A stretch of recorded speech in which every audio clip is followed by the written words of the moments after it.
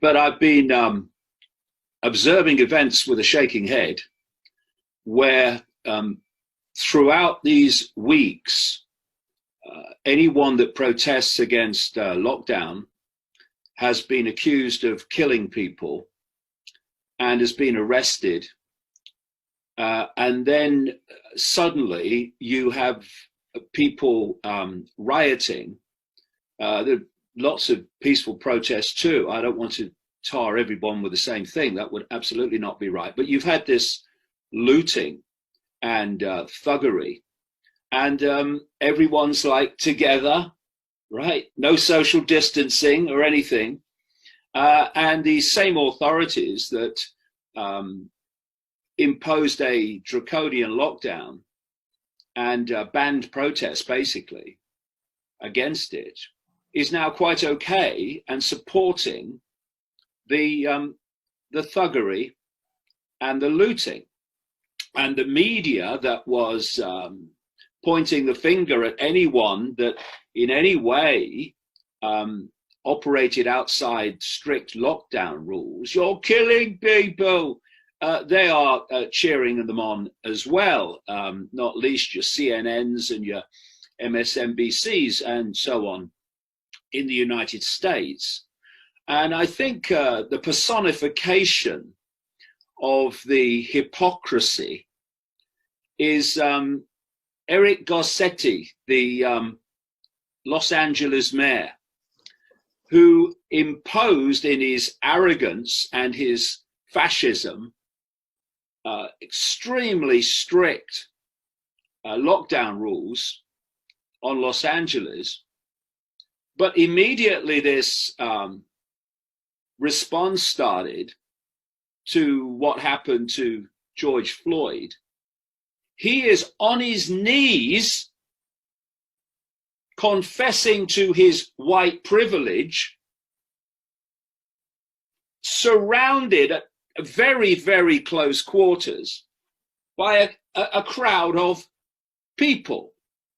And you don't hear the same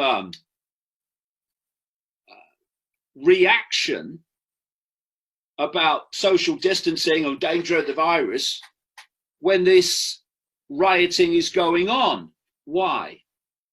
Because what we're looking at is the next stage of a totalitarian tiptoe sequence in which the first of the lockdowns was only one part, one stage. And if you look, Gaz, at the common denominator of everything that happens, and certainly what has happened in current times, the common denominator is, does it serve the agenda or doesn't it? So the whole point of what is going on is dividing and ruling the population. So you have lockdown, which divides the population, certainly rules them. It's house arrest. You then have social distancing, where people have to be frightened of each other, and you have the division. And then you have the riots, which are about dividing and ruling on the grounds of, so we're told, race, but actually it's on the grounds of class. And I'll come to that. So the common denominator is not what's good for people or even what's good for health. It's what's good for this agenda of total human control. And so in the same period, the same week that these riots are going on and these protests with people very close to each other, and I have no problem with that for obvious reasons when I've talked about this virus over the months. But from the authorities' point of view, having these mass protests, the rioters on top of it, is really bad. The virus. But there's no condemnation of it. from the same authorities that have been arresting people for sitting on a bench for too long, nowhere near anyone else.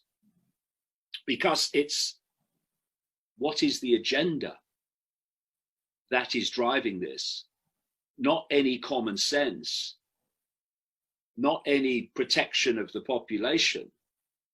And so in this same week that we've had that, mass protests with no social distancing mentioned, we've had the transport secretary in Britain, a man not famous for his brain cell activity, by the way, but he is a member of the government, so I obviously repeat myself, who is saying that people must wear face coverings, masks in effect, when traveling on public transport, trains, planes, ferries.